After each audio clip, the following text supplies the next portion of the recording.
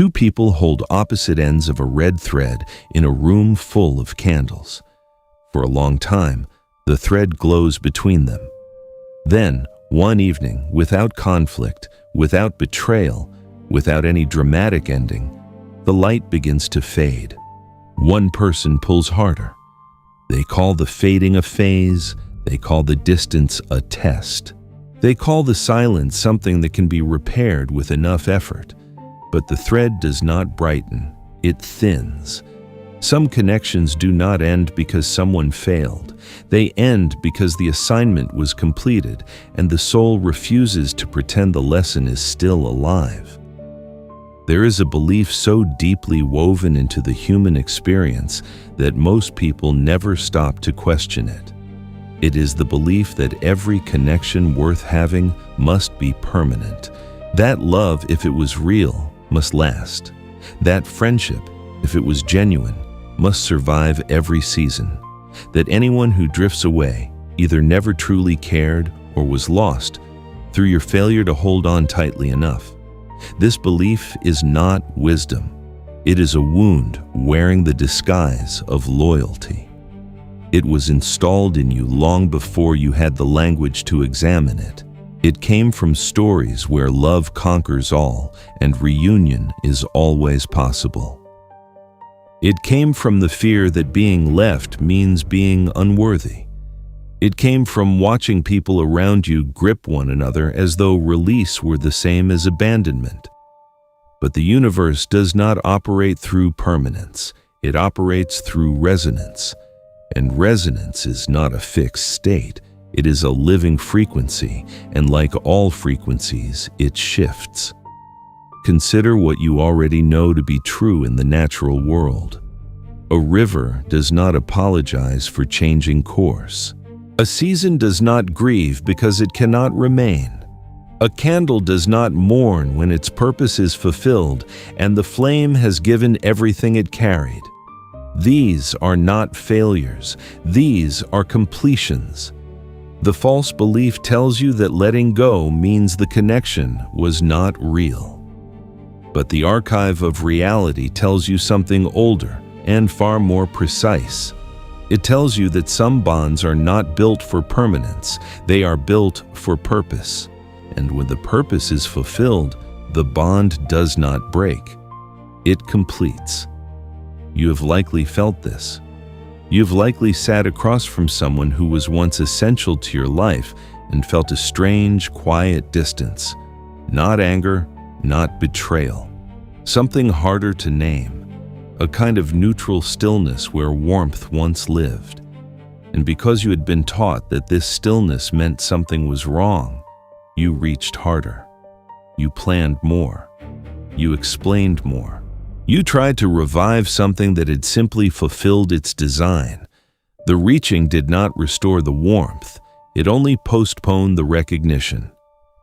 This codex is not asking you to become cold. It is not suggesting that endings are meaningless or that people are disposable. The teaching here is far more precise than that. It is asking you to consider that some of the most sacred connections in your life were never meant to be permanent. They were meant to be complete. There is a difference between a bond that is broken and a bond that is finished. A broken bond leaves damage, unresolved truth, interrupted lessons, and energetic debris that requires repair. A finished bond leaves something else entirely. It leaves a quiet sense of having traveled a road together that needed to be traveled. The lesson was received. The mirror was held. The catalyst arrived and moved through you. And now both souls are called elsewhere. The false belief tells you to fight for every connection regardless of what the energy is communicating. The deeper protocol says this: before you fight for a connection, first ask whether it is calling you toward completion or away from it. Most people have never been given permission to ask that question. This codex gives it to you now. Some people in your life arrived as lessons, some arrived as mirrors. Some arrived as catalysts who cracked something open so that something more essential could emerge, and some arrived as companions whose presence was never meant to span your entire lifetime, only the chapter in which you both needed each other most. None of these categories make a person less significant. None of these categories mean the love was not real. They simply mean that the architecture of connection is more intelligent than the story of permanent togetherness allows you to see. What you are about to receive in this codex is a map, not a map of relationships as you have been taught to see them, a map of the invisible energetic structure beneath them, a map of how bonds are formed, what they are designed to do, how you can read them when they begin to shift, and how to move through the ending of a completed connection without bitterness, without fracture, and without the particular kind of grief that comes from confusing completion with failure. This codex will move through 5 territories. In the first, you will come to understand the hidden mechanism behind fading connections.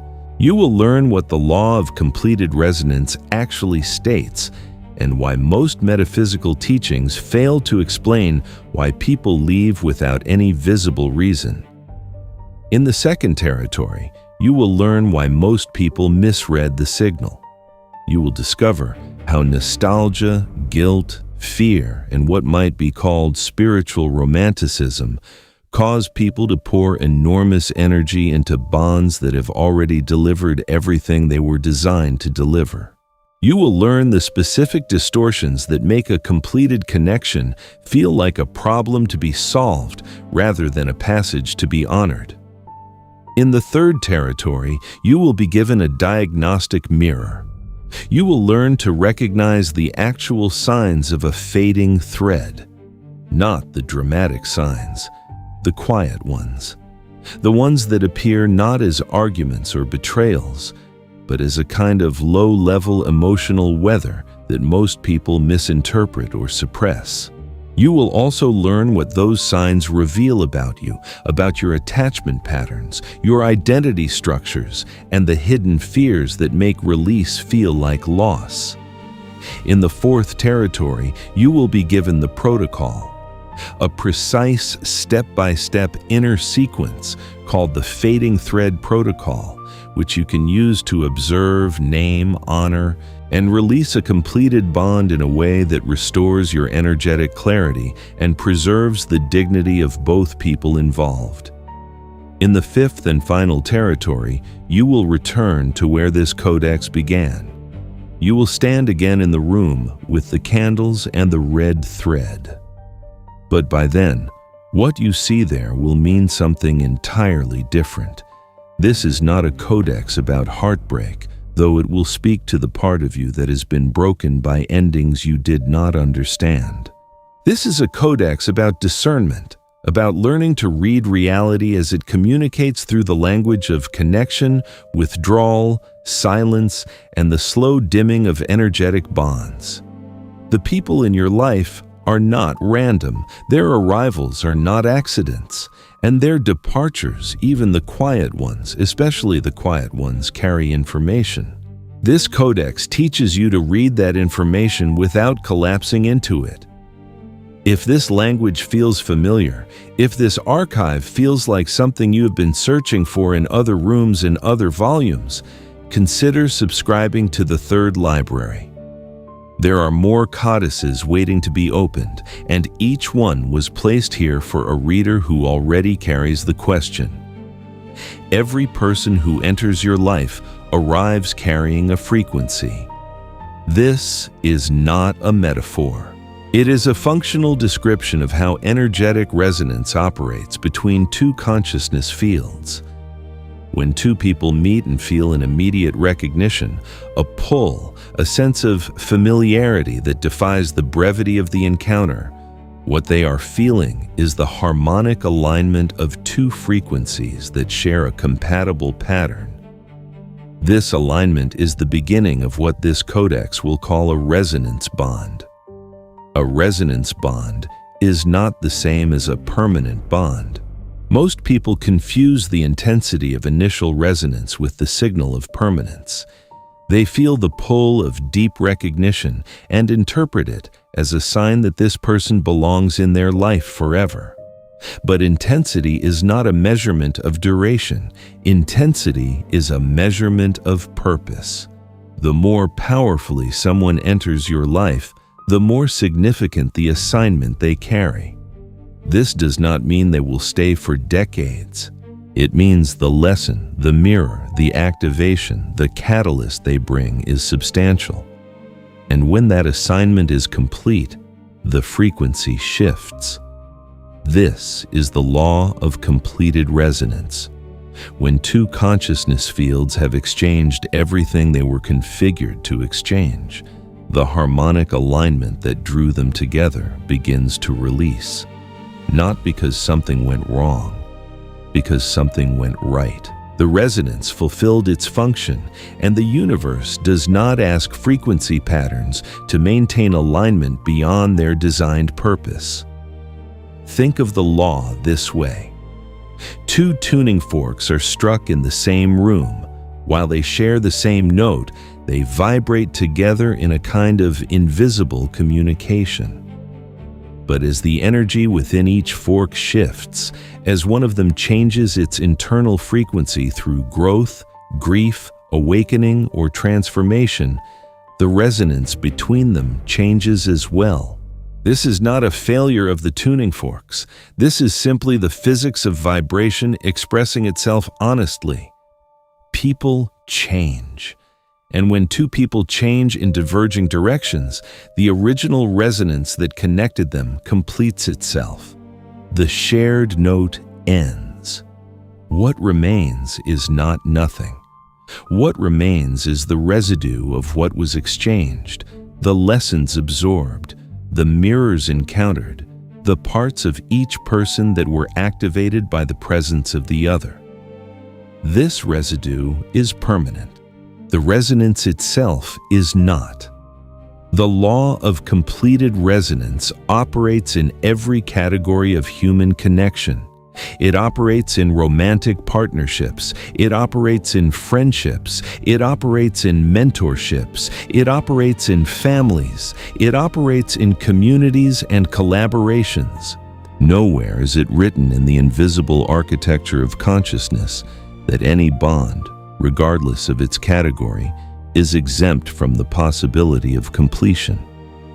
This is a truth that most spiritual teachings either avoid or contradict.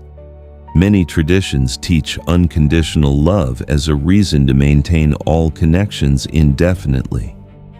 Many psychological frameworks interpret the desire to release a bond as avoidance, immaturity, or failure of commitment.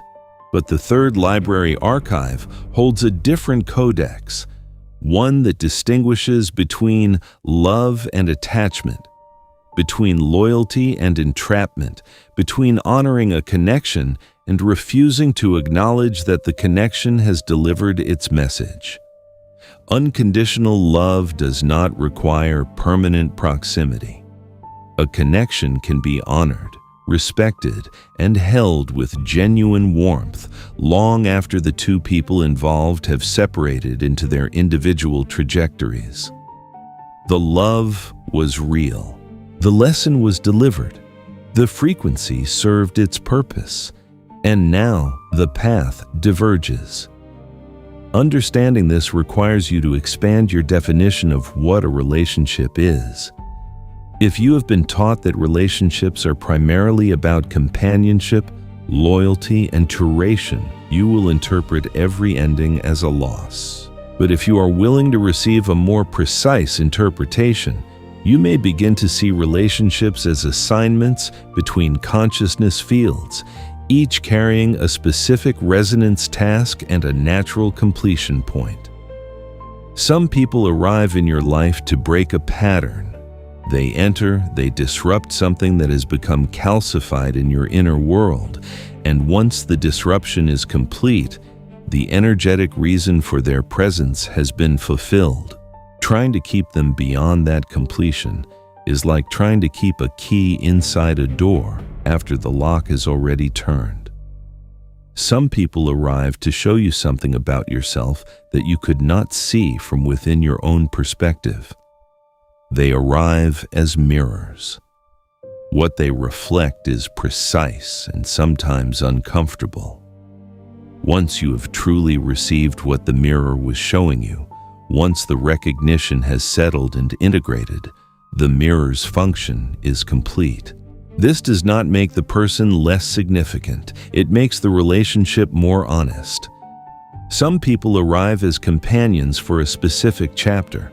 They are resonant with the frequency you carry at a particular phase of your development. As you move into a new chapter, as you evolve beyond the frequency of that phase, the resonance between you naturally adjusts. You may both feel it. A kind of comfortable distance, a warmth that is present, but no longer electrically alive. This is not a failure of the friendship. This is the completion of a chapter. Some people arrive as activators. Their presence triggers something latent within you, a gift, a wound, a forgotten desire, a dormant capacity that needed contact with their specific frequency in order to come alive. Once the activation is complete, once what was dormant is now awake and functioning, the activator's work is done. None of these categories should be experienced as cold or transactional. The depth of what is exchanged within these assignments is often profound. Some of the most significant experiences of your life were facilitated by people whose presence in your life was temporarily limited. The limitation does not diminish what occurred, it simply defines the architecture. The law of completed resonance also accounts for bonds that re-engage after a period of separation. This is important. A completed resonance is not always a permanent ending. Sometimes two people separate, integrate what they exchanged, evolve independently, and then re-enter resonance at a new frequency because a new assignment is ready. The reunion does not contradict the law, it demonstrates it, the original resonance completed, a new one initiated.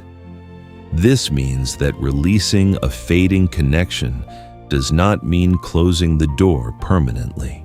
It means removing your grip from the door and allowing reality to determine whether it closes, remains open, or one day opens again into a new room. The law of completed resonance does not ask you to be passive or detached from your relationships. It asks you to become literate in the language of energetic truth, to notice when a bond is alive and growing versus when a bond is still and complete.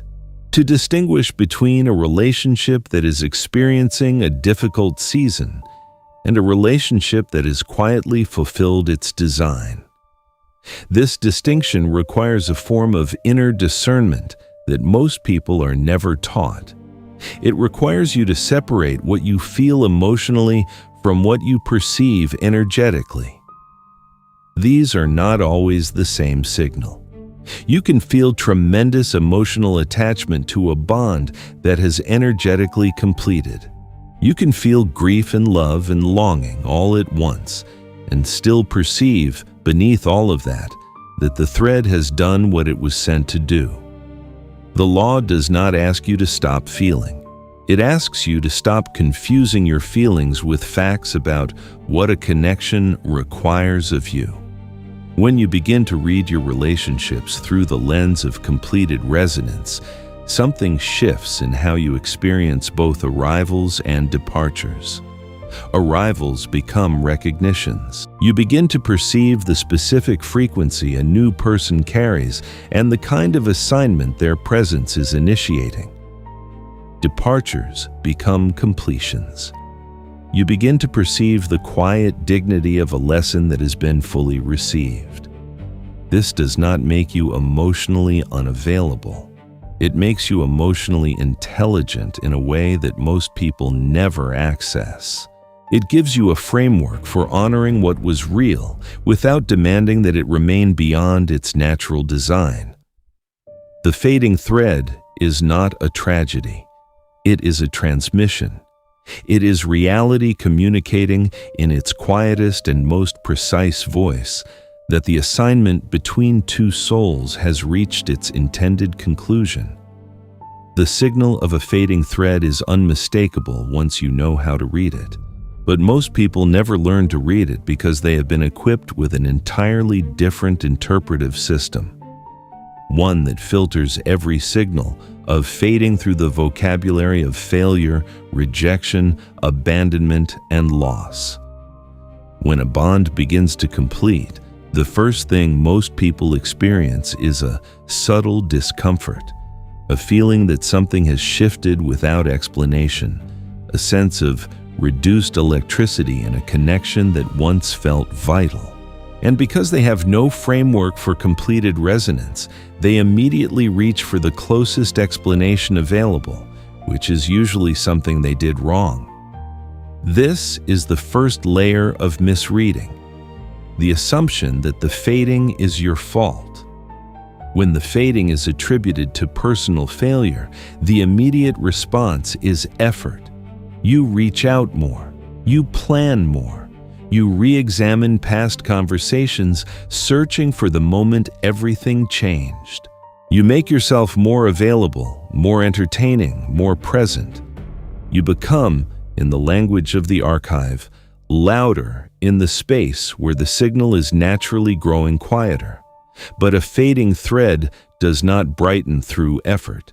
It can only be read accurately through stillness. The second layer of misreading comes from nostalgia. Nostalgia is one of the most powerful distorting forces available to the human consciousness. It does not show you the relationship as it was in its entirety. It shows you the relationship at its peak resonance, at the moments of greatest warmth and connection and meaning, and it presents those moments as the truth of what the relationship permanently is. When the present reality of a connection begins to fade, nostalgia projects the peak experience onto the current emptiness and creates a painful contrast. You remember how electric things once were. You compare that memory to the stillness of now, and you conclude that if the peak was real, the present fading must be a temporary distortion rather than a genuine completion. This is how nostalgia traps the attention inside a connection that the energy has already left. Guilt is another major distorting force.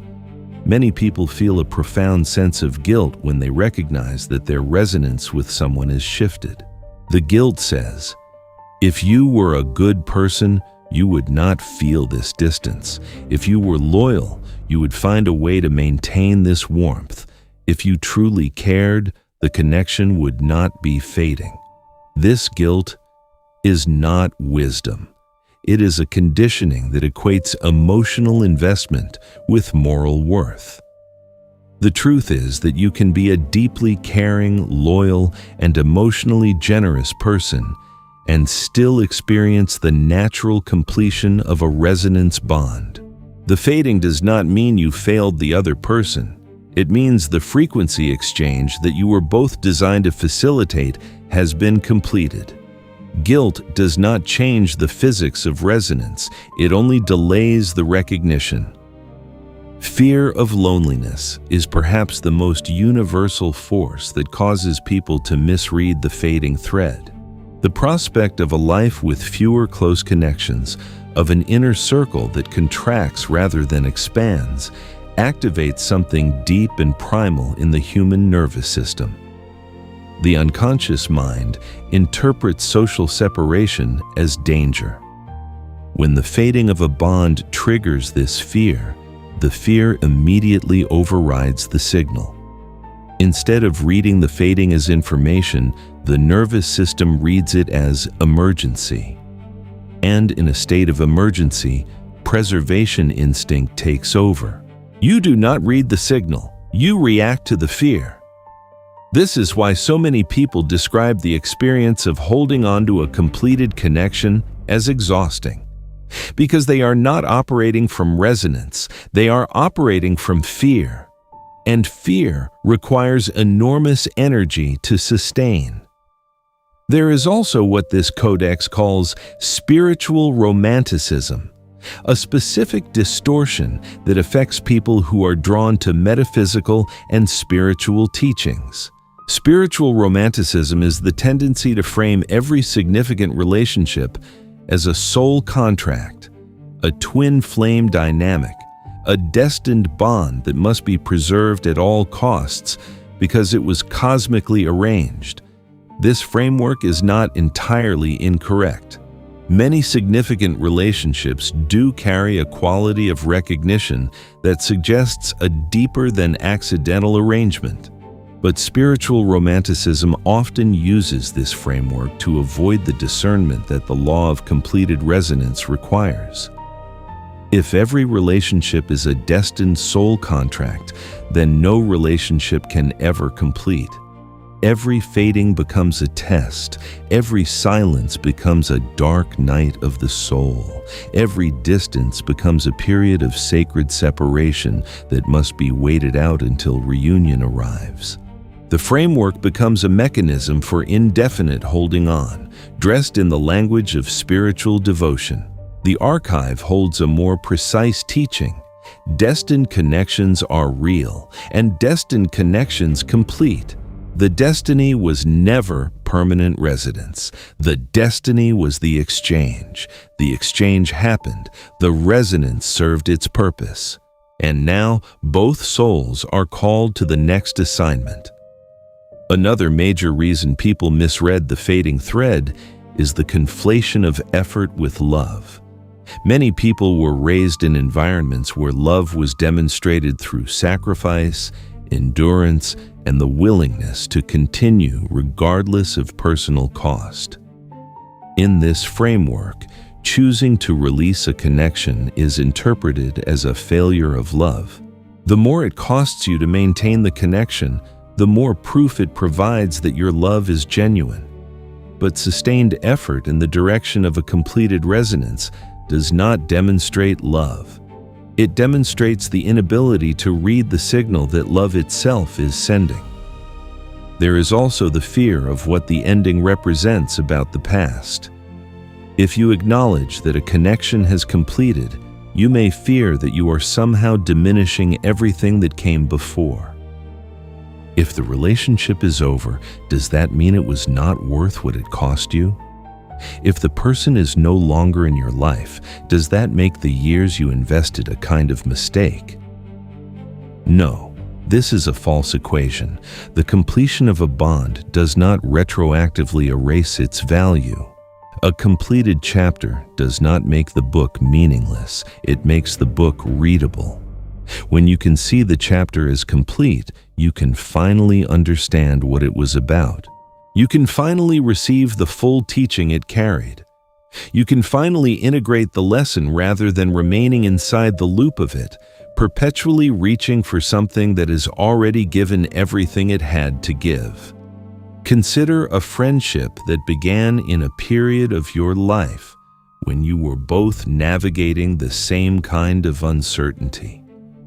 Perhaps you were both in a transitional moment, new to a city, new to a career, new to a way of seeing the world. The friendship was electric. It was marked by long conversations, shared discovery, a sense of mutual recognition that neither of you had experienced quite so precisely before. Then years passed. You both changed. The transitions completed. The uncertainty settled into something more defined. And slowly, without any argument, without any rupture, the conversations became shorter. The time between contacts stretched longer. Plans were made and quietly dissolved. Neither of you could point to the moment it changed because there was no single moment. There was only the gradual completion of a resonance that had been perfectly designed for that chapter, and that chapter alone. This is a completed friendship, not a failed one. Now consider what most people do when they recognize this fading. They make the conversation about the friendship itself. They say, "We never talk anymore." They say, "I feel like we have grown apart."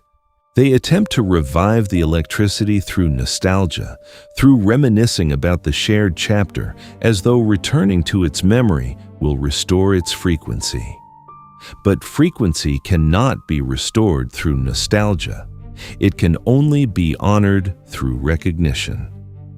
The conversation that tries to revive a completed friendship through the vocabulary of its peak moments often leaves both people feeling more hollow than before. Because beneath the warmth of the shared memory, both people can feel the absence of the present resonance, and naming the absence does not restore it. Now turn to the landscape of romantic connections. Consider a relationship that began with unmistakable recognition. Both people felt it immediately.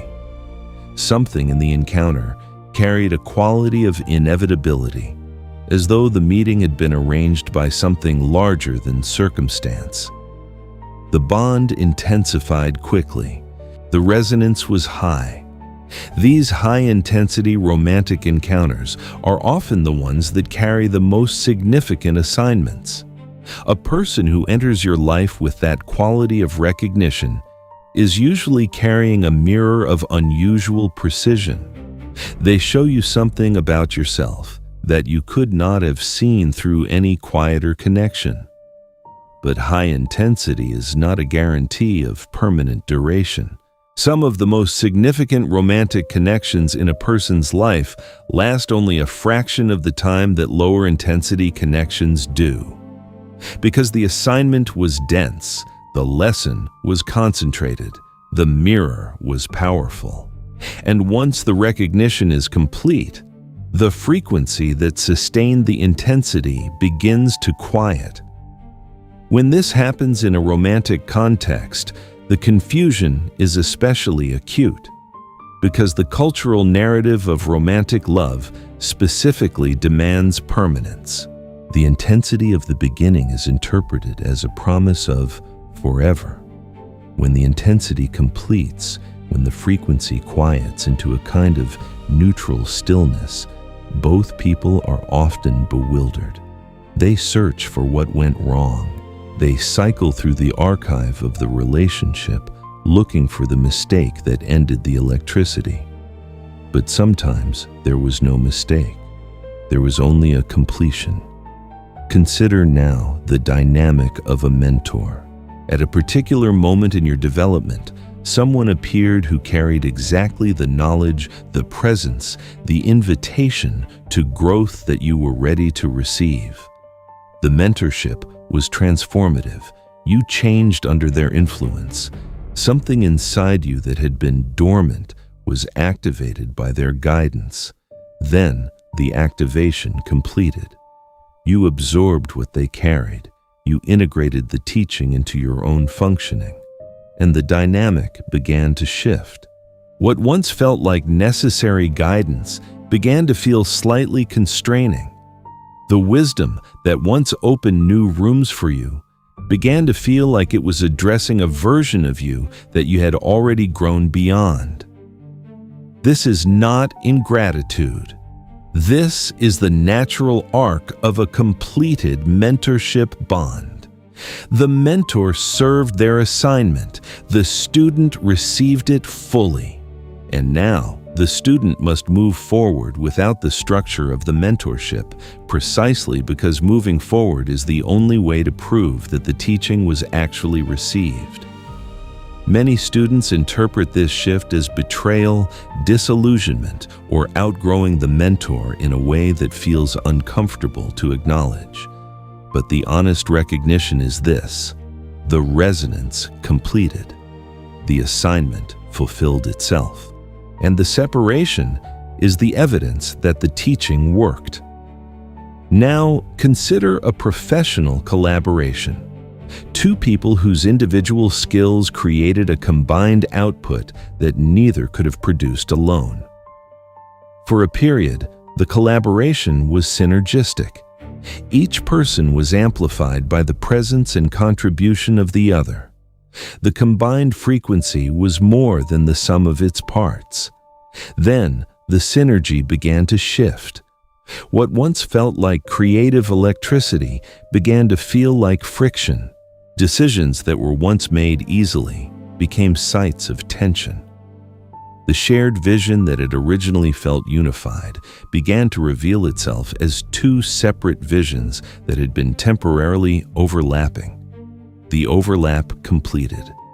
The collaboration had produced what it was designed to produce. But instead of recognizing the completion, both people attempted to maintain the structure of collaboration beyond the moment of its natural conclusion. The result was not continued synergy. It was prolonged friction that generated damage where there had previously been creation. There are communities and groups that carry this same pattern at a collective scale. You joined a community because its frequency resonated with something you were carrying at a specific point in your development.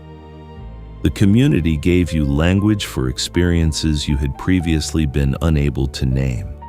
It gave you companionship in a particular territory of inquiry. It gave you mirrors and activators in the form of other members whose questions aligned with your own. Then, your inquiry evolved.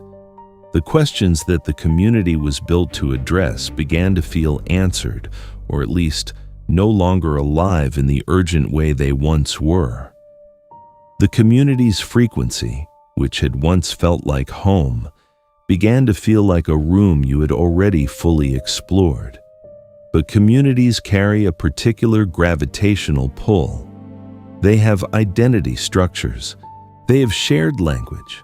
They have belonging rituals that make departure feel like apostasy rather than completion.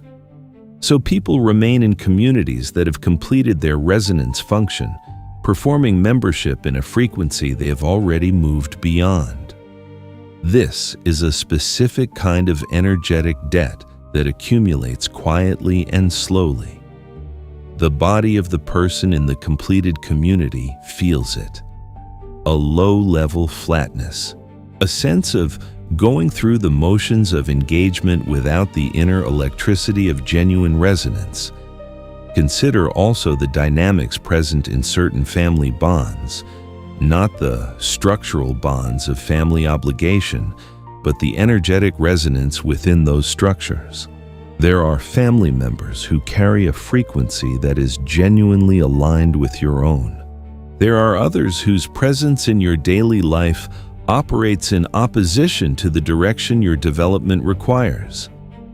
This is one of the most complex territories in the map of completed resonance, because family structures come loaded with expectation, obligation, guilt, and identity. The very notion that a family bond might complete, that the energetic resonance within a family connection might naturally shift to a place of distance, is treated in most cultures as morally unacceptable. But the archive does not make exceptions for category. The law of completed resonance applies across all types of connection. What changes is not the law, but the complexity of the discernment required. Family bonds carry both genuine resonance and conditioned obligation, and separating the two requires a level of inner honesty that most people find genuinely difficult. The examples gathered in this section of the codex are not prescriptions. They are not instructions to release your friendships or leave your collaborations or distance yourself from family. They are mirrors. They are designed to help you recognize when a specific bond in your own life is signaling completion versus simply passing through a difficult season. The difference matters. And the next sections of this codex will give you the diagnostic tools to know which signal you are receiving. The fading thread does not announce itself loudly. It does not arrive with argument, accusation, or visible fracture. It arrives in the quiet registers of daily experience, in the spaces between conversations, in the texture of moments that once carried warmth and now carry something harder to name. The first signal is repeated silence. Not the comfortable silence of two people who know each other deeply enough to rest in the absence of words. This is a different kind of silence. It is the silence that follows an effort to connect that does not return. A message sent and received but answered days later, without apology, without explanation, and without the energy of genuine response. The silence that accumulates until it begins to feel like a permanent weather condition rather than a temporary gap.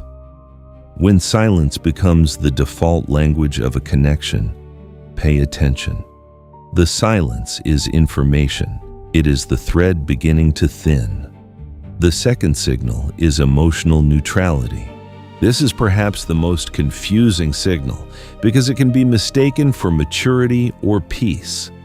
Emotional neutrality in a fading connection is the experience of thinking about someone and feeling nothing in particular. Not warmth, not sadness, not longing, not irritation. Simply a flat, quiet absence of energetic response. As though the name you are thinking of belongs to a character in a story you once read rather than a person currently woven into your life. This is not indifference. Indifference is a choice. Emotional neutrality in a completed resonance is a signal. It is the frequency field between two people reporting its own natural state. The third signal is the awareness of different timelines. You begin to notice that the person you are trying to maintain connection with is oriented toward a different future than you are. Not just different preferences or different locations, a fundamentally different internal trajectory, different values beginning to surface, different priorities becoming visible, a different sense of what matters, what is urgent, and what life is actually for.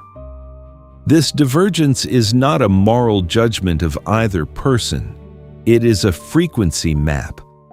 And the map is showing you that the two frequencies are no longer moving in a direction that allows for continued deep resonance. The fourth signal is heavy effort.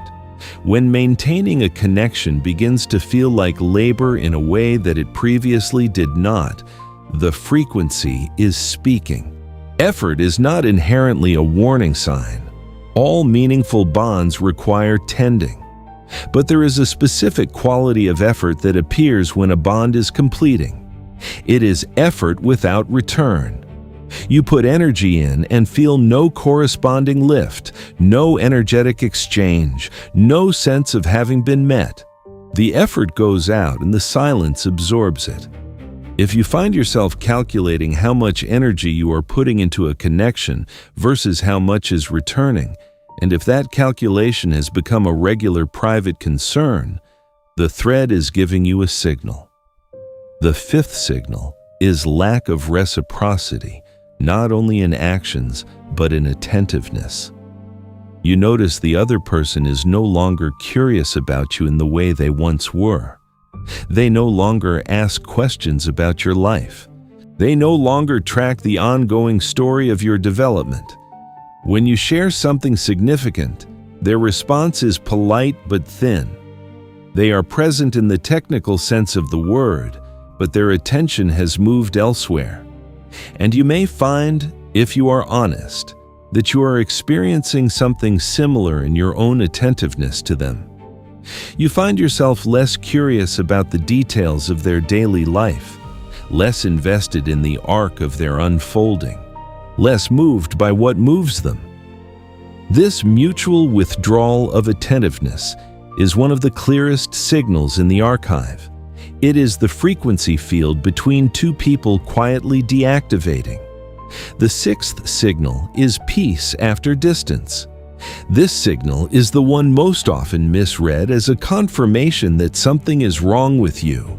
When time passes without contact from a certain person, and you notice that the absence is producing something that feels uncomfortably close to relief, the instinct is to feel guilty about that relief. But peace after distance is not a character flaw, it is a signal. Your nervous system is reporting what your emotional interpretation is still resisting. The connection, when present, is costing more than it is returning. The absence, rather than generating longing, is generating spaciousness. This is the energetic field communicating its honest state. There is also the signal of forced joy, the experience of being with someone and consciously working to produce the warmth and enthusiasm that once arose automatically. You find yourself performing the friendship, performing the closeness, performing a version of the connection that no longer reflects the actual energetic state between you. The performance is effortful and leaves you feeling quietly hollow afterward. The pattern of repeated postponement is another signal. Plans are made between two people and dissolved, made again and dissolved again, without either person genuinely prioritizing the fulfillment of what was arranged. Each postponement is accompanied by an excuse that sounds reasonable. But the accumulation of postponements, when both people are capable of prioritizing what matters to them, is a frequency signal. Something beneath the surface level of intention is steering both people away from the contact that neither one is actively seeking. Pay attention to the quality of conversation when contact does occur. A bond that is alive and resonant generates conversations that move somewhere, that build, develop, and leave both people feeling illuminated or understood or energetically lifted. A bond in the final phase of completion generates conversations that circle without landing, topics that go nowhere, exchanges that feel adequate but empty. There is a specific feeling in the body after a conversation with someone whose thread is fading. A faint flatness, a sense of having performed connection without experiencing it. A recognition, sometimes only half-conscious, that the two of you are talking around the actual state of things rather than toward anything genuine. Also notice what happens in the body when you contemplate reaching out. In a living resonance, the impulse to connect carries a lightness, an eager quality, an anticipation that the contact will generate something meaningful. In a completing resonance, the contemplation of contact often produces a subtle heaviness, a sense of obligation rather than desire, an energy that says you should reach out rather than you want to. Should is the language of conditioning. Want is the language of resonance. The distinction between them when it comes to your relationships is one of the clearest diagnostic signals available to you. Now, if you have recognized any of these signals in a connection in your own life, do not rush to a conclusion. The codex will help you separate these genuine signals of completion from the distortions created by fear, conflict avoidance, and temporary relational weather. But first, pause here. If this thread of teaching is mapping a connection you have been quietly carrying the weight of, write the word thread in the comments. You are not alone in this recognition. The archive holds space for what you are understanding. The fading thread is not only a signal about the connection, it is a signal about you. Specifically, it is a signal about where your attachment patterns, your identity structures, your fears, and your hidden assumptions are living in the architecture of your relationships. What the fading thread reveals first is the degree to which your sense of self is woven into specific relationships. When a bond begins to complete and your internal response is panic, when the thought of the connection ending generates a sensation of losing a part of yourself, What you are feeling is not love. You are feeling the exposure of an identity structure that was built upon the continuity of that relationship. This is a profound and important revelation because it tells you that part of your operating identity has been anchored in the existence of that bond. The relationship became not just a connection, but a definition. When the definition begins to dissolve, the self that was constructed around it feels endangered. This does not make you pathological. It makes you human. Identity through relationship is one of the most common and most rarely examined structures in the human psyche. But when a fading thread exposes it, you are being given a precise gift. The chance to locate the part of your identity that belongs to you alone, independent of anyone else's continued presence. The fading thread also reveals fear of abandonment in its most honest form. When the completion of a bond feels identical in your body to being left, when the natural ending of a resonance feels indistinguishable from rejection, what you are experiencing is the overlay of an older wound onto a current situation. The current situation is a completed resonance. The older wound is a record in your system of a time, usually early, when separation was not safe, when someone leaving meant something catastrophic about your worth or your safety. The fading thread in the present activates that older record, and suddenly you are not simply navigating the end of a chapter. You are re-experiencing the original wound. This distinction is essential, because when you are responding to the older wound, rather than reading the current signal, your actions in the relationship will be shaped by the past rather than by the truth of the present. You will reach, grasp, explain, apologize, and perform in ways that are designed to prevent the original abandonment from repeating, not to honor the actual state of the current connection. The fading thread also reveals guilt around choosing peace. Many people carry a deep, rarely examined belief that choosing your own peace is selfish, that prioritizing your own energetic clarity over the maintenance of a relationship means you are cold, self-centered, or morally deficient. This belief turns the recognition of a completed bond into a moral trial. You recognize the fading. You feel, somewhere beneath the noise of conditioning, that release would be honest, that the energy between you has delivered what it was designed to deliver, that continuing to hold the connection is costing both of you something.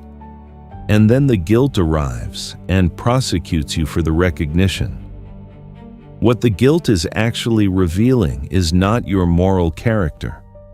It is the place where you learned that other people's comfort takes precedence over your own perceptual truth. It is showing you a conditioning that was installed by an environment where your honest reading of a situation was either not welcome or not safe. There is also what the fading thread reveals about your relationship with impermanence. The degree of distress that a completing bond generates in you is often a direct measure of how deeply you have resisted the impermanent nature of all form. The more you have built your inner stability upon the assumption that certain things will remain, the more destabilizing the signal of completion will feel. This is not a criticism. It is a diagnostic. The distress is telling you exactly where your relationship with impermanence needs to be examined and expanded. The fading thread frequently reveals a hidden contract. Most people enter significant relationships with an unspoken agreement about what the relationship means. This agreement is rarely articulated because it lives beneath the level of conscious negotiation. It operates as an assumption that the other person will remain, that the connection will continue to develop in a particular direction, that the future will include this person as a stable presence. When the thread begins to fade, the unspoken contract is exposed, and the grief of the fading is often not purely about the relationship itself. It is about the future that the unspoken contract promised, a future that is now being revised without your consent. Recognizing the hidden contract is one of the most valuable pieces of self-knowledge available through the fading thread experience. Because once you can see the unspoken contract, you can examine whether it was ever realistic or mutually held. And you can begin to release your attachment not just to the person, but to the imagined future you had constructed around their continued presence. The fading thread reveals how you handle uncertainty in intimate space. Some people respond to the ambiguity of a completing bond with a need for immediate clarity and resolution. They want the conversation, they want the explanation, they want the moment of formal acknowledgement, because the ambiguity is intolerable. This reveals an attachment to certainty in relational space that is worth examining. Other people respond to the ambiguity by withdrawing entirely, preemptively ending the connection before the completion can be fully acknowledged. This reveals a different strategy for managing the vulnerability of impermanence, one that uses control to prevent the experience of being left. Both responses are worth knowing about yourself. Neither is the protocol this codex recommends, but both are revealing about how your internal system manages the dissolution of attachment. The fading thread also reveals where your reciprocity expectations live. When you notice the lack of energetic return in a completing bond, and when that noticing generates resentment, you are being shown the place where you have been giving in a way that was quietly contingent on a return that never arrived. The resentment is not evidence that the other person wronged you. It is a map of where your giving was not as unconditional as you believed. Finally, the fading thread reveals your capacity for dignity and completion. The way you move when a bond completes, whether with bitterness or with grace, whether with dramatization or with quiet acknowledgement, whether with demonization of the other person or with honest recognition of what was real, tells you something precise about your current level of inner maturity. The Codex does not ask you to complete every bond with perfect equanimity. It asks you to become more honest about where you are in the development of that capacity, and to use each completing bond as an opportunity to move one step closer to dignified release. Not every fading in a relationship is the signal of completed resonance. This distinction is perhaps the most critical in the entire Codex, because misreading the signal in either direction carries real consequences. Reading a temporary difficulty as a permanent completion can cause you to abandon a bond that needed only honest attention. Reading a genuine completion as a temporary difficulty can cause you to spend years pouring energy into a connection that has already delivered everything it carried. The first false signal is the confusion of conflict avoidance with completed resonance. When you are conflict averse, when the prospect of direct, honest conversation about the state of a relationship feels genuinely threatening, the mind will sometimes generate a narrative of completion as a way to avoid the discomfort of engagement. If you notice a fading in a bond and your simultaneous instinct is to avoid any direct acknowledgement of the shift, pause. Ask yourself whether the fading you are perceiving is an honest, energetic reading, or whether it is a signal that something in the relationship requires honesty that you are not yet willing to offer. Genuine completed resonance does not typically require a difficult conversation to confirm it. The signal is quiet, steady, and free from urgency. Conflict avoidance, masquerading as spiritual discernment, however, will generate urgency, anxiety, and a strong desire to reach a conclusion quickly, so that the discomfort of ambiguity can be escaped. The second false signal is unhealed emotional injury.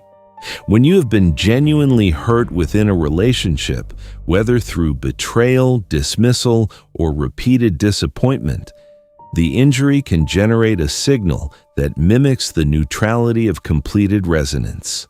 You may feel emotionally withdrawn, energetically flat, and quietly distant from the person who hurt you. But this is not completion. This is protective withdrawal.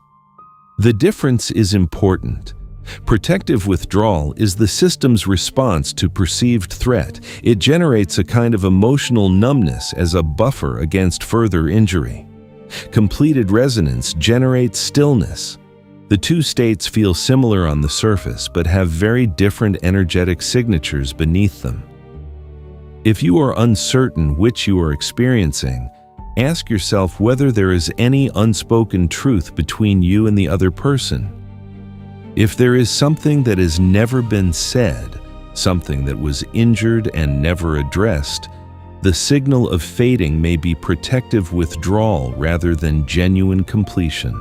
The protocol of completed resonance begins only after the honest internal acknowledgement of what is unresolved. The third false signal comes from poor communication and unmet expectations. Many relationships appear to be fading simply because both people have stopped communicating with the honesty and directness that living resonance requires. Expectations that were never expressed accumulate into distance. Needs that were never named become grievances that are privately carried. The relationship quiets. The effort increases. The warmth decreases. And if neither person has a framework for reading energetic signals, both may interpret the state of the relationship as a natural fading, when what is actually occurring is a communication gap that has been allowed to widen. Before reading any relational distance as completed resonance, a period of honest communication, if both people are capable of it and both are willing, is the necessary first step. Not communication designed to revive the relationship, but communication designed to see the relationship honestly. The difference between a bond that is completed and a bond that is simply untended will often become clear in the space of genuine honesty.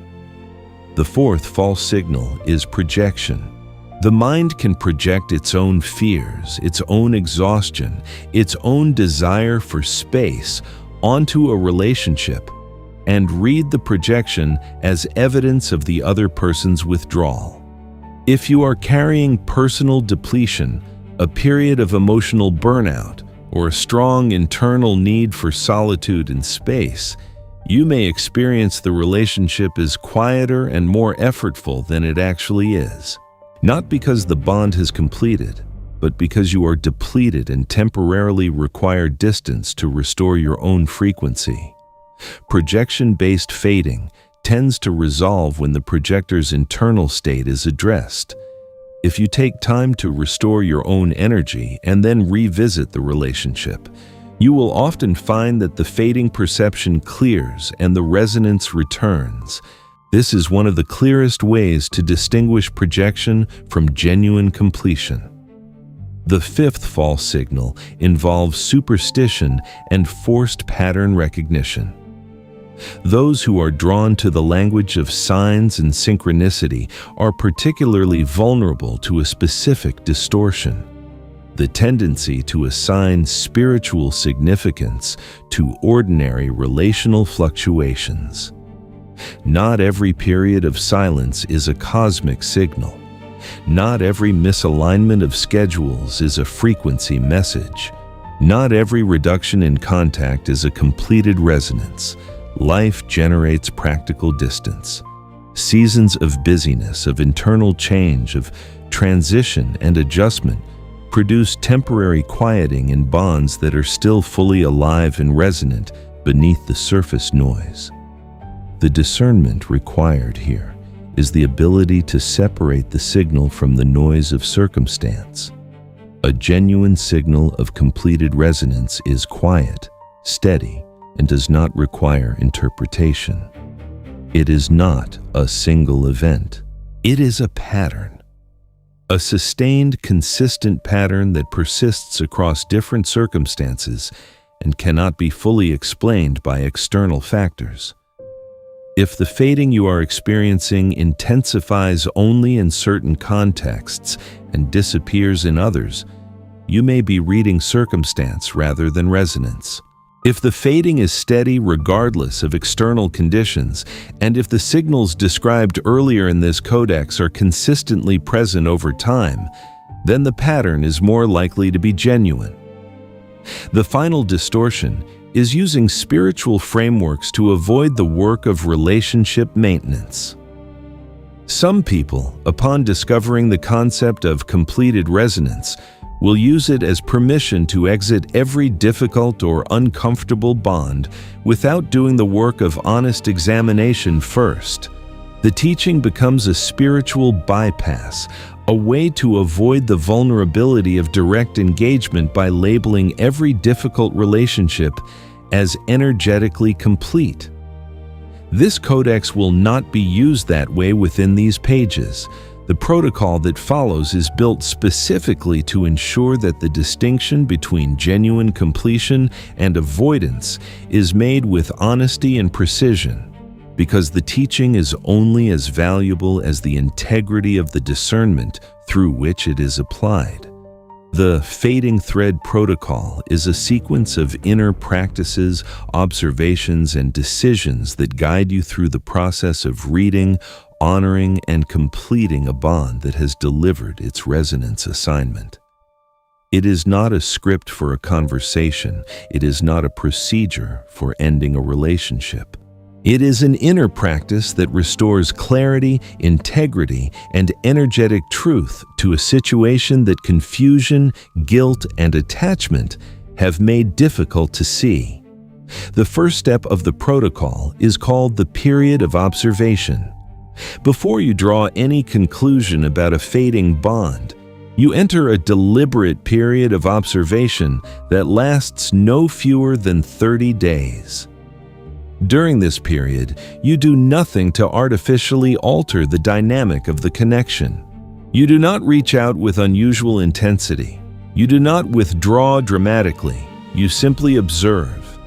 What you observe during this period is the organic, energetic state of the connection when neither effort nor avoidance is being applied. You notice what arises naturally. Does the other person reach out of their own resonance without prompting? Does contact, when it occurs, generate warmth or flatness? Does the thought of them carry energy or neutrality? Does their absence feel like loss or like space? You are not looking for a verdict during the observation period. You are gathering honest data from the field of your own experience. Write nothing down unless you find it helpful. Simply allow yourself to notice without immediately interpreting. The second step is called stopping the forcing of contact. At a certain point in the observation period, if the signals consistently indicate a fading rather than a temporary distance, you begin to practice what the protocol calls clean non-initiation. This means you stop being the primary initiator of contact and allow the connection to reveal its own organic level of aliveness. This is not ghosting. It is not punishment. It is not a test designed to make the other person reach out so that you can feel valued. It is an honest observation of what the connection does when it is not being sustained by one person's effort alone. If the other person reaches out during this period with genuine energy, with curiosity about your life, with the quality of attention that characterized the living resonance between you, then you are receiving important information. the bond may be passing through a temporary quieting. If the bond continues to quiet regardless of the removal of forced effort, then the signal is consistent with completion. The third step is the naming of the lesson. This is one of the most important and most frequently skipped steps in the process of completing a bond. It requires you to sit in stillness and ask with genuine honesty, what did this connection give me? Not what you wish it had given you, not what it promised, what it actually gave. The specific ways your life, your understanding, your character, your capacity, or your awareness was changed by the presence of this person. The specific things you know about yourself now that you did not know before this person arrived. Naming the lesson does not have to be a formal written exercise, though writing can be a powerful tool for this step. It can be a conversation with yourself, conducted in whatever inner language feels natural. The essential requirement is that the naming be honest, not flattering to the relationship and not bitter about it. Simply honest. When the lesson is named, something shifts in the energetic relationship to the fading. The bond stops feeling like a problem and begins to feel like a delivery. The person stops feeling like someone who is slipping away and begins to feel like someone who completed their assignment with precision. The fourth step is offering internal gratitude. After the lesson had been named, you turn toward the other person in your inner awareness and offer genuine gratitude for the assignment they carried. This is not a gratitude performance. It is not forced positivity applied over the surface of unresolved grief. It is the specific acknowledgement of something real that was given and received. This step is transformative because it begins to move the emotional relationship to the fading from the register of loss into the register of completion. Loss is incomplete. Completion is whole, and a completed bond that is held in gratitude rather than grief becomes a permanent resource rather than a permanent wound. The fifth step is what the protocol calls boundary clarification. This step is not about building walls. It is about becoming honest about the organic level of engagement that feels true, given the energetic state of the bond. If the bond has completed but both people remain in contact out of habit, obligation, or social proximity, the protocol asks you to become honest about what level of engagement you can sustain with integrity. This may mean reducing the frequency of contact without dramatic announcement. It may mean releasing shared obligations that were binding two people in proximity beyond the natural level of resonance between them. It may mean, in some cases, a direct and honest conversation about the state of the connection, conducted without blame and without performance. Boundary clarification in the context of a completing bond is an act of integrity, not rejection. It is the practice of living at the actual energetic level of a connection rather than the performed level. The sixth step is allowing the bond to reveal its next form. This is where many people make a critical error. They assume that the completion of a resonance bond means the permanent disappearance of the other person from their life. But completed resonance does not always mean ended relationship. Sometimes it means transformed relationship. After you have moved through observation, honest non-initiation, naming, gratitude, and boundary clarification, you enter a period of spacious waiting. Not anxious waiting, not strategic waiting. Spacious waiting, which is the practice of allowing the connection to settle into whatever form it is genuinely meant to take, without forcing it into either permanent closeness or formal ending. Some bonds, after this period of spacious waiting, reveal themselves to be genuinely complete.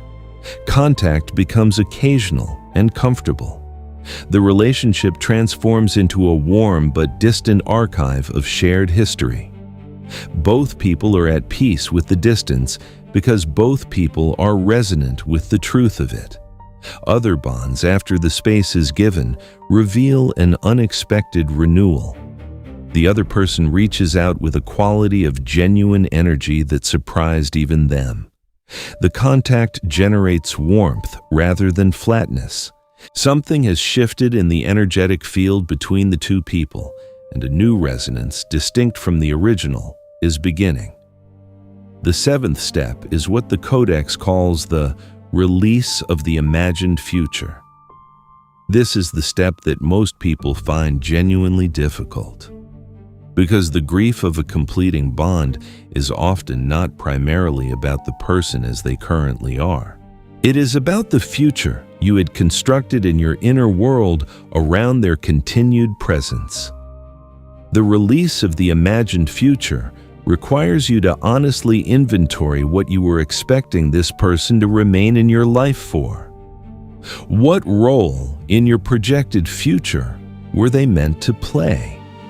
What shared experiences, mutual arrivals, ongoing conversations were you envisioning? And then, with deliberate and honest intention, release those projections, not by forcing yourself to stop feeling their pull, but by recognizing that the future they were part of was always a projection. The living connection existed in the present. The projected future was a construction. When the projected future is honestly released, the actual completed bond becomes visible. And the completed bond, seen clearly, is not a loss. It is a record of something that genuinely happened. Something real that changed both people. Something that will always be true regardless of what the future holds. The eighth step is integration. The final movement of the fading thread protocol is not about the other person at all. It is about you. Specifically, it is about how you use what the completed bond taught you to move forward with greater awareness, greater capacity, and greater resonance literacy. Integration asks you to carry the lesson actively, not as a memory, but as a living change in how you perceive, engage with, and navigate future connections. The completed bond becomes part of your archive, and the archive grows more precise and more useful with every completion it contains. This is the inner economy of the fading thread protocol. Nothing is lost. Every completion becomes instruction. Every released thread becomes a clearer signal about where the next resonant connection is forming. The most common mistake made when navigating a completing bond is impulsive ghosting dressed in the language of spiritual discernment. The teaching of completed resonance can be misappropriated by the avoidant parts of the psyche to justify sudden, unexplained withdrawal from a connection without any honest internal process being completed first. Ghosting is not a protocol. It is a reaction. It is the avoidant self using the appearance of spiritual peace to avoid the discomfort of honest engagement. When you disappear from a bond without any internal naming, any gratitude practice, any honest boundary clarification, you have not completed the resonance, you have interrupted it. And interrupted resonance leaves energetic debris in both people that the fading thread protocol exists specifically to prevent. The second mistake is dramatizing the ending. When the completion of a bond is transformed into a performance of grief, betrayal, or spiritual significance, the energy of the completion becomes distorted by the performance. Some people, when they recognize that a connection is completing, unconsciously escalate the emotional stakes of the ending in order to make it feel proportional to the significance of what is being released. The dramatization looks like extended conversations about the ending that are actually attempts to feel the original connection through the intensity of the goodbye. Public announcements of the loss that are designed to generate attention and validation. Repeated returns to the emotional wound of the completion as a way of staying connected to the person through grief rather than through genuine presence. Drama does not honor a completed bond. Stillness does. The third mistake is the demonization of the other person. When a bond completes and the release is painful, the mind sometimes reaches for a narrative that explains the pain through the other person's fault. Suddenly, the departed person is reframed entirely in negative terms. Their flaws, previously held alongside their gifts, are elevated to the status of defining characteristics. Their imperfections become evidence of betrayal. This is not discernment. This is the ego's attempt to make the ending feel deserved and therefore less threatening to the self-stability. If the other person is the problem, then the ending was their fault. And if the ending was their fault, then the self is safe, unchanged, and exempt from the honest examination that the completion actually requires. Demonization corrupts the lesson. You cannot extract the genuine teaching of a completed bond while you are constructing a villain narrative about the person who carried it. The fourth mistake is using signs and signals to avoid honest conversation. The teachings of this codex are about inner discernment. They are not tools for avoiding the honest conversations that some bonds genuinely require before they can be accurately read. If there is a real issue between you and another person, one that was never honestly named, never directly addressed, and never given the opportunity to be resolved, then reading the resulting distance as a cosmic signal of completed resonance is a misuse of the teaching. The signal may be asking for honesty, not for release. Use the diagnostic framework of this codex only after you have genuinely eliminated the possibility that an honest conversation would change the reading of the situation. Spiritual discernment is not a substitute for relational courage. The fifth mistake is releasing a bond that is genuinely alive simply because it has become temporarily difficult. Some bonds go through periods of intense friction, reduced contact, and mutual challenge that are not signs of completion. They are signs of growth.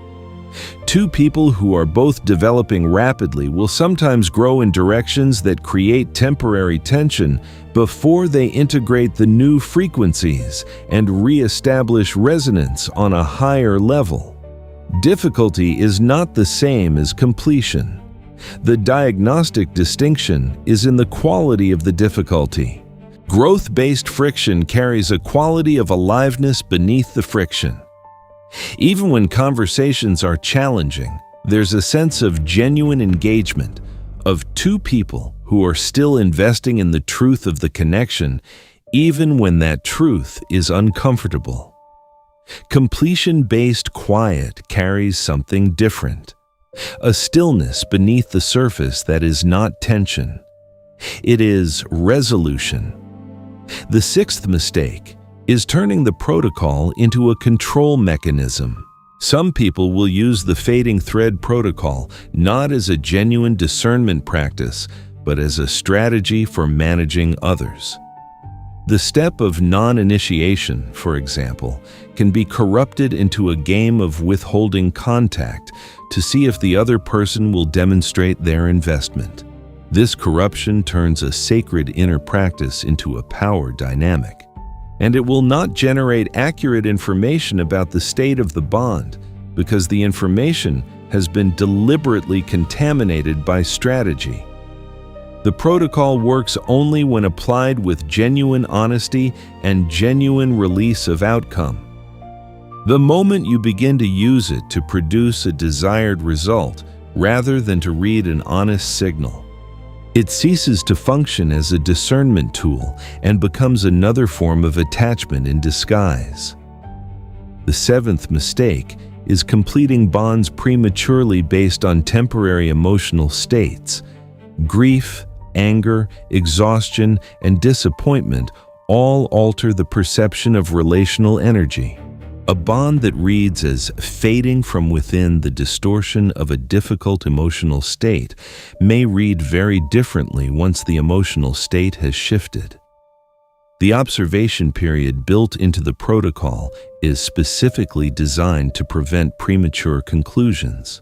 30 days of honest observation across different emotional states will give you far more accurate signal than any single moment of heightened perception, however intense or compelling it feels in the moment. The eighth mistake is expecting the other person to confirm the completion. Some people, when they have recognized that a bond has completed within their own inner awareness, wait for an external confirmation from the other person before they allow themselves to move forward. They need the other person to name it, to say that, yes, this has ended before they give themselves permission to release it. But the other person may not have the language. They may not have the framework. They may never name the completion explicitly. The protocol is an inner practice, not a negotiated agreement. Your recognition of a completed resonance does not require the other person's acknowledgement to be valid. You are reading the energetic field of your own experience. That reading belongs to you. The ninth mistake is reinitiating contact during the observation period out of anxiety rather than genuine impulse. If during the period of clean non-initiation you find yourself overwhelmed by the urge to reach out, pause and examine the quality of the impulse. Is it warm, natural, and energetically light? Or is it driven by anxiety, the need for reassurance, or the fear that the silence confirms the ending? Anxiety-driven contact contaminates the observation. It does not tell you anything true about the state of the bond. It tells you only about the state of your nervous system in the absence of certainty. Address the anxiety first through whatever grounding practice restores your inner stability, and then observe the bond again from that restored clarity. The 10th mistake is believing that releasing a bond means you will not grieve. The fading thread protocol does not eliminate grief. Grief is honest. Grief is the body's acknowledgement of what was real. You can grieve a completed bond fully and still recognize that the completion is true. Grief and release are not mutually exclusive states. If you attempt to rush past the grief in the name of spiritual mastery, you will not complete the protocol. You will bypass it, and bypassed grief does not disappear. It waits in the body for the next completing bond to surface, often with added intensity. Allow the grief, name it, let it move through, and when it does, the release on the other side will be genuine rather than performed. The fading thread protocol, when applied to relationships with long histories, requires a specific expansion of the standard practice. Long history bonds carry layers of identity, obligation, shared narrative, and mutual investment that create a kind of energetic density that shorter bonds do not possess. When applying the protocol to a bond of 20 or 30 years, you are not simply reading the current energetic state. You are also navigating the weight of accumulated shared experience, of a self-concept that has been shaped by the relationship's presence across many chapters of your development. The observation period in these cases may need to be extended. The naming of the lesson will require multiple layers of honest acknowledgement. and the release of the imagined future will be more complex because the imagined future in a long history bond is deeply embedded in the architecture of your expected life. Give yourself time with these. The protocol does not fail with long history bonds, it deepens. The protocol also applies to relationships with spiritual teachers and guides. This is one of the most delicate applications because the student-teacher bond carries a particular power dynamic that can make the recognition of completion feel like betrayal or spiritual failure.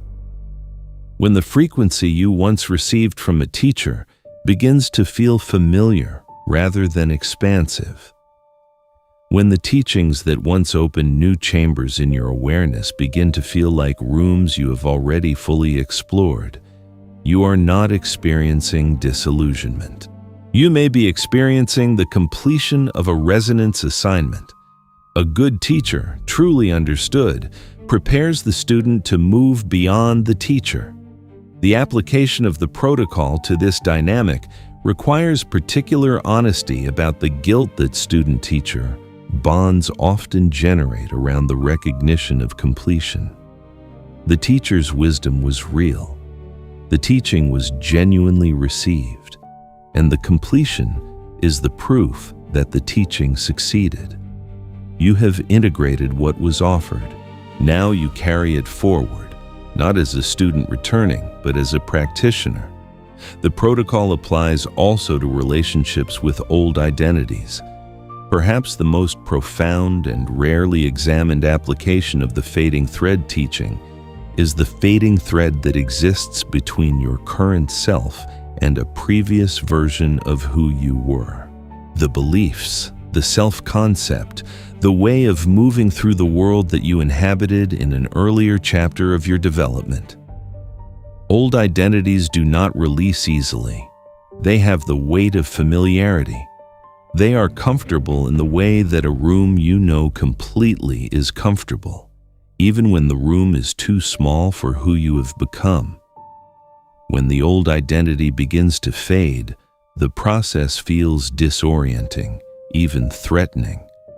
You may not immediately recognize it as completion. You may experience it as loss of self. The protocol applied here means observing the old identity honestly, naming what it served, offering genuine gratitude for the chapter it carried you through, and allowing the emergence of the next frequency without demanding that it match the familiar contours of what you are releasing. The protocol applies to communities and groups when the collective frequency of a group has diverged from your own frequency's current direction. Community bonds carry social reinforcement that makes fading particularly difficult to acknowledge. Leaving a community is rarely private. It is witnessed. It is often interpreted by the community's remaining members as a statement about the community itself. The honest application of the protocol here means completing your inner process of observation, naming, and gratitude before any external movement is made. Leave the community internally first. Recognize the completion fully within your own awareness, and then let the external expression of that recognition be quiet, dignified, and free from the need to explain, justify, or dramatize. For those navigating the protocol in the context of career or professional community, there is a specific application that involves recognizing when a professional identity, a role, an industry, or a collaborative network has completed its resonance with the direction your development is moving. Professional bonds are often maintained far beyond their completion date because the practical and financial stakes of release feel too significant. But the energetic cost of remaining in a professional context that has completed its resonance assignment is real and cumulative. It generates the specific flatness and effortful performance that the diagnostic section of this codex described. And that flatness, sustained over years, has consequences that extend well beyond the professional domain. The protocol applied to professional contexts means beginning the observation period with honest internal attention to what the professional environment is actually generating in your inner experience, not what it is providing materially, but what it is doing to your frequency, your aliveness, your sense of genuine resonance with the work and the people and the direction. Finally, the most advanced application of the Fading Thread protocol is in the domain of long-term manifestation and reality alignment. When you understand that completed resonance applies not only to people but to chapters, identities, environments, and projected futures, you begin to see the entire Fading Thread teaching as a protocol for staying in energetic alignment with where your consciousness is genuinely moving. Every time you release a completed resonance with honesty, dignity, and genuine gratitude, you create space in your energetic field for new resonance to form. You become, over time, increasingly precise in your reading of what is alive in your experience versus what has completed. And this precision is one of the most valuable forms of consciousness literacy you can develop, because it means you stop spending your life's energy sustaining the completed and start directing it fully toward the forming. Return now to the room full of candles.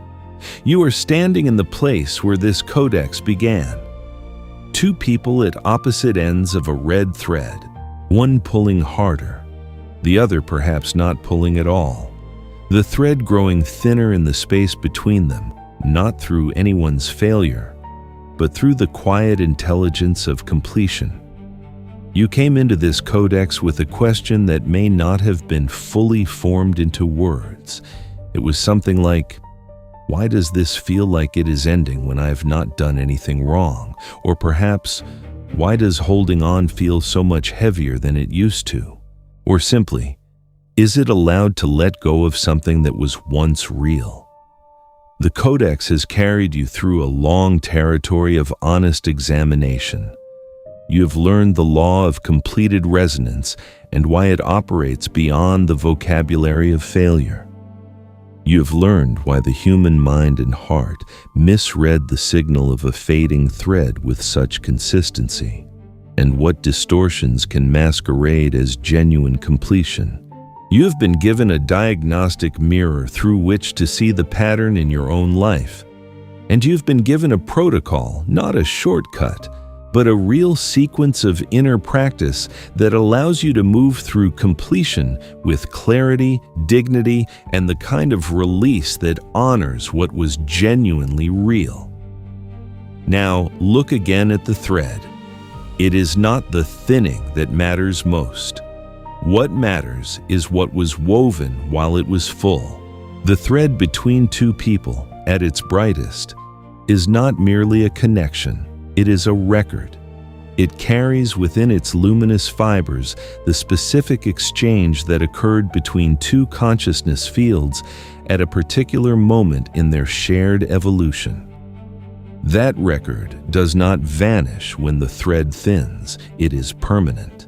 It lives in both people as changed perception, as expanded capacity, as lessons that are now so fully integrated they feel like character rather than learning. Letting go of the thread does not erase the light it once carried.